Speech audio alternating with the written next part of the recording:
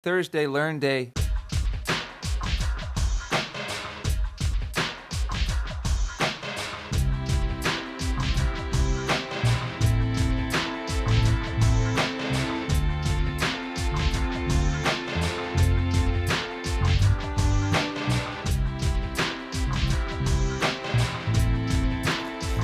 All right, you guys, welcome to Thursday, Learnday. Today, I was thinking about what it could be today, and I thought I'd talk about a little bit about the process that I have been going through over the last couple of days.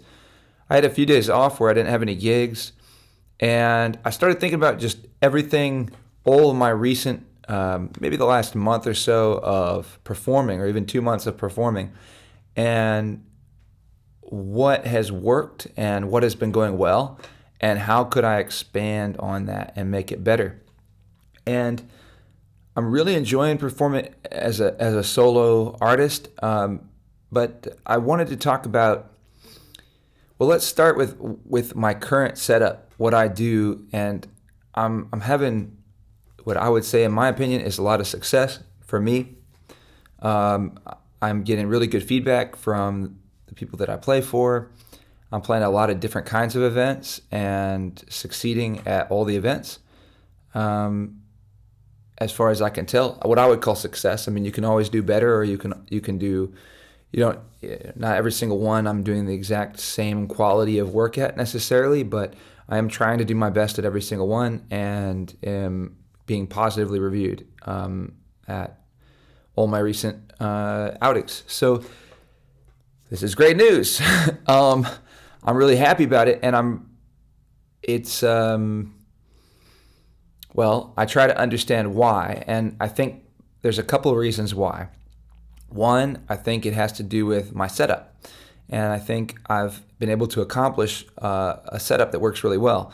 And so I'm using a Boss VE2 vocal harmonizer, and I basically keep it on the setting of a third. Now, I could do a little more with it, but ultimately I think that that's enough. It gives me an added dimension to what I'm doing as a solo performer. Also, what I've been able to accomplish with my guitar. I'm just using a Yamaha guitar that when I bought it was $300 new, and it's the guitar that's been with me for about 20 years.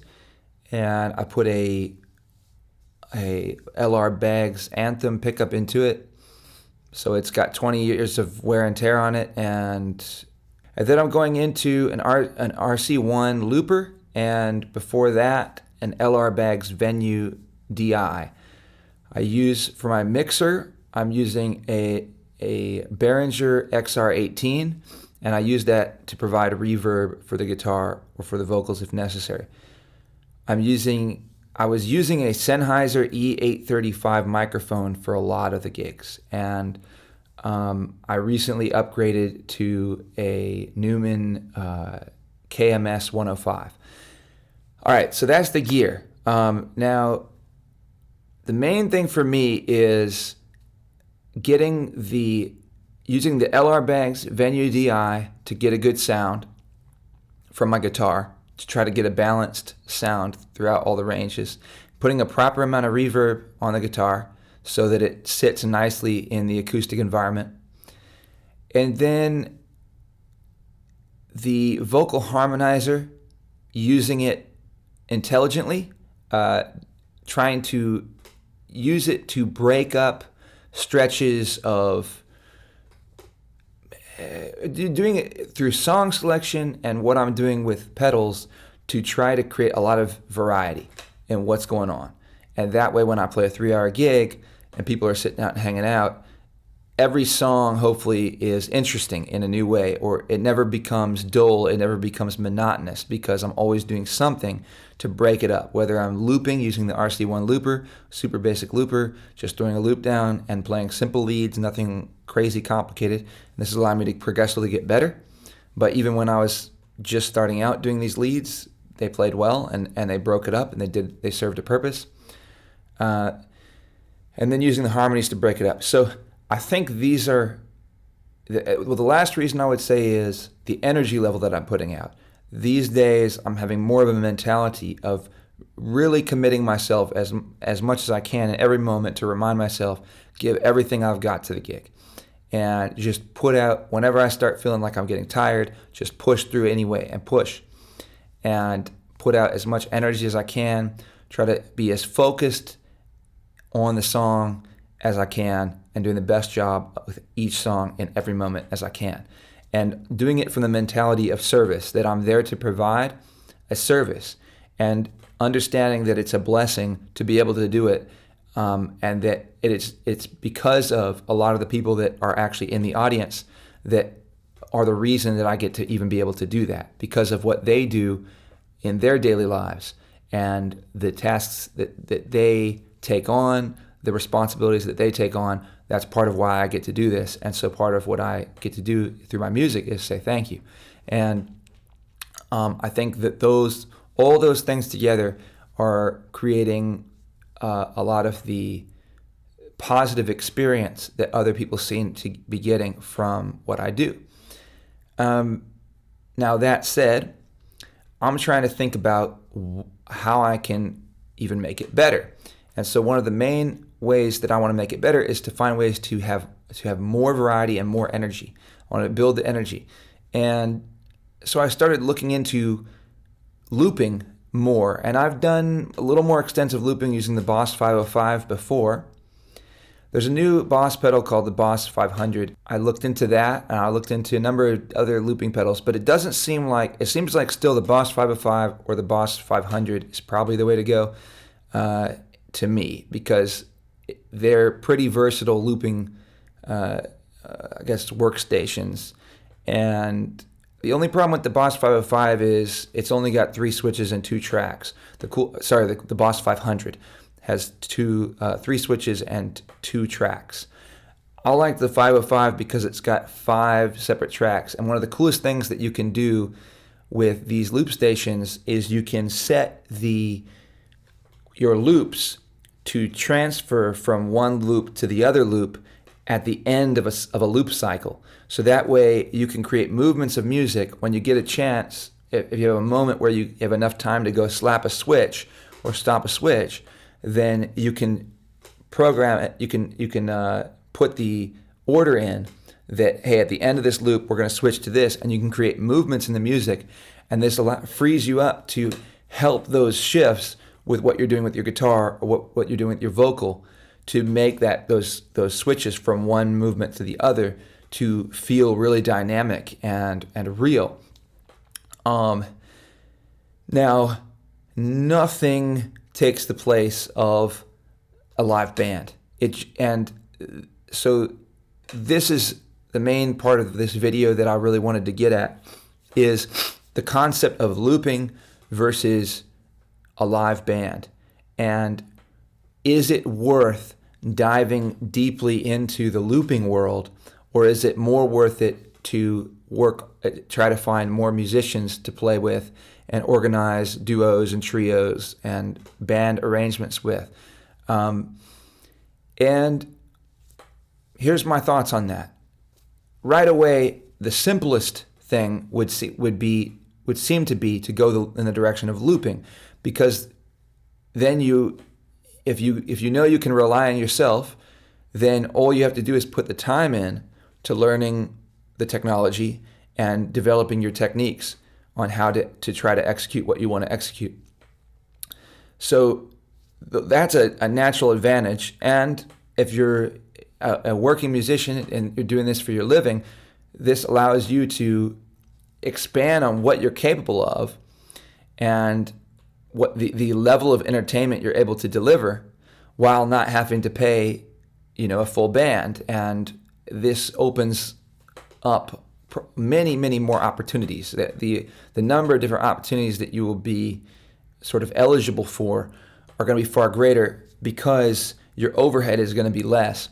So you'll probably be able to charge more for what you're doing because there's more value in what you're doing, but you don't have to charge as much as you would need to pay a full band.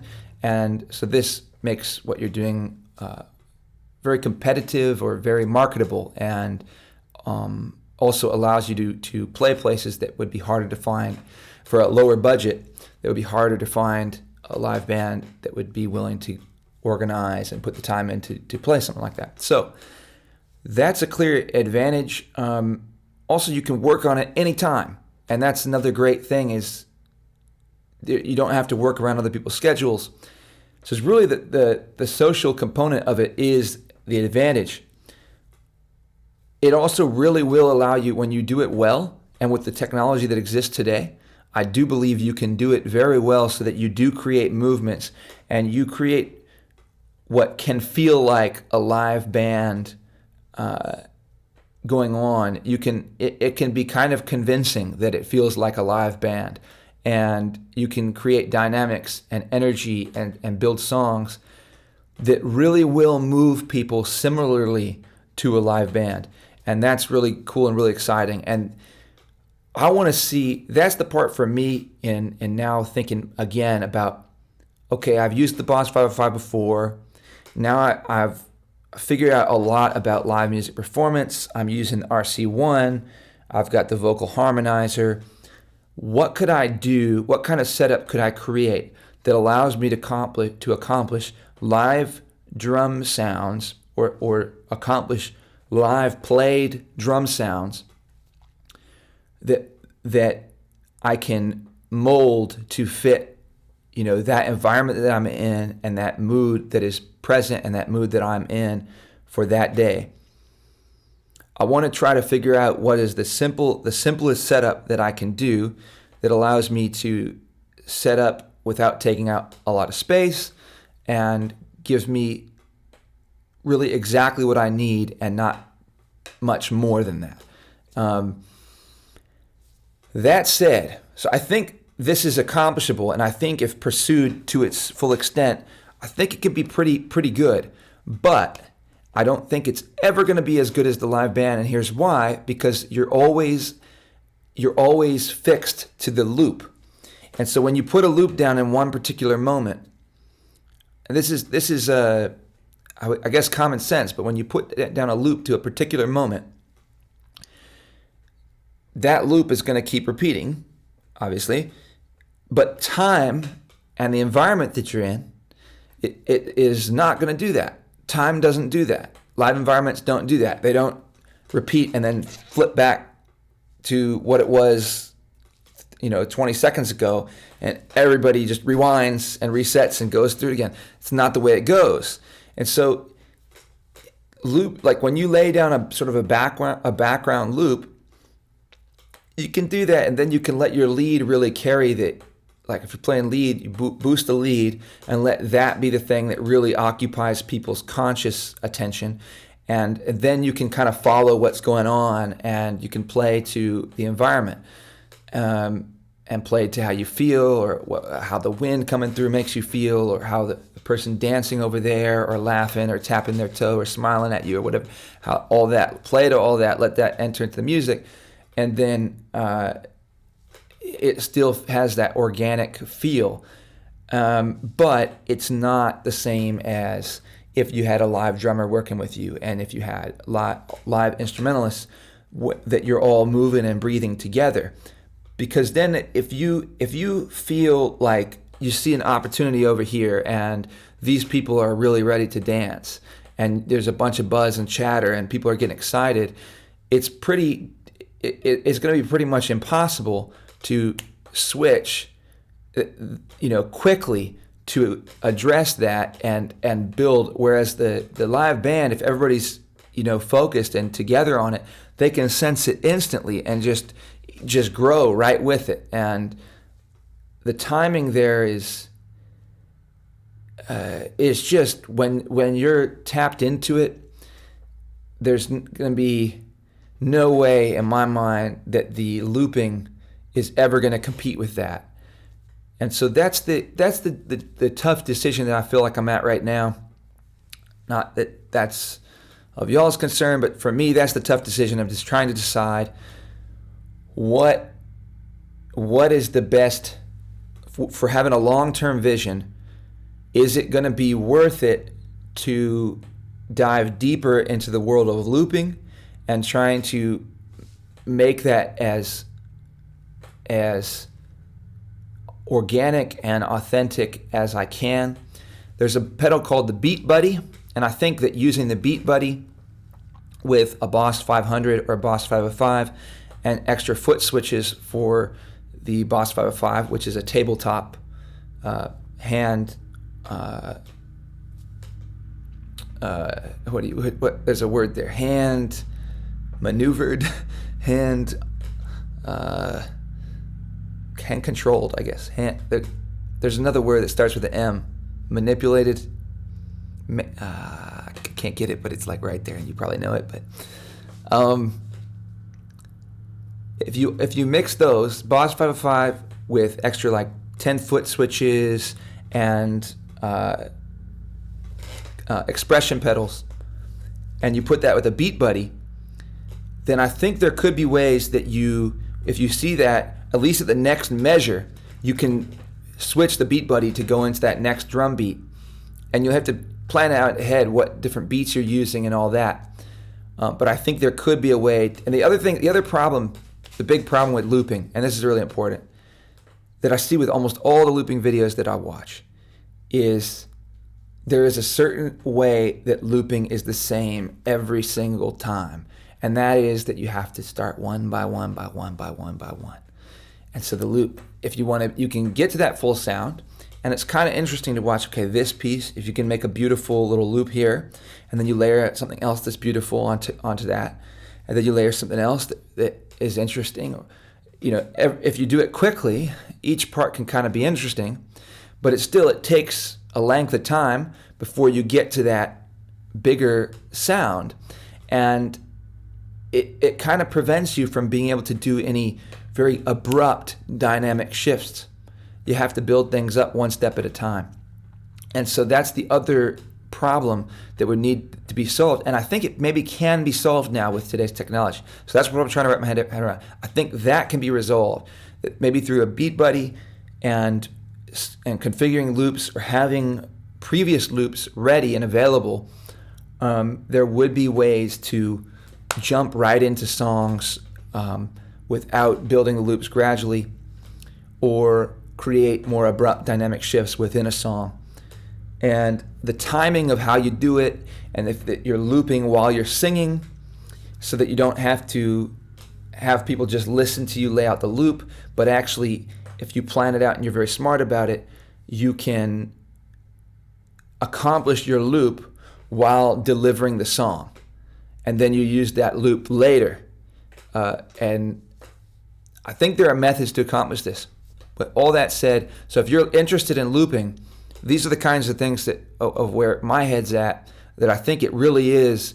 If you think about it and you strategize about it, there are going to be some really cool ways to use looping that really accomplish well-delivered songs that feel organic. And so while you might be able to deliver something that feels organic, and so your audience is going to be impressed or whatever, they're going to feel like they're listening to real, live, naturally evolving music. It's fundamentally not, and you're playing a trick. There are components that are, but there's other parts that aren't. And so it's not quite there. And the only way to get there is with real live musicians. And so, yeah, that's... I don't know. It's a tough one. Do you? If I were a lot younger, I think it would be a no-brainer, and I would go the looping direction. I would just loop, because I've got time to do other things. But anyway, regardless, one of the advantages of looping is it's going to have you put a lot of time into arrangement and doing different parts. And even if you loop for a while and then you go. You can always transition out of it, and then I think you're better equipped to play with other people after you've done looping. So hope this is useful to you. Thanks for checking out my video. This is Thursday Learnday, and today we talked about sort of live setups, engaging audiences, and looping. And have a good week, you guys, and see you guys in the next one. Peace out. Las playas del Carmen y Tulum. si no te ukulele. Estamos feliz y perdido en quesadilla, quesadilla.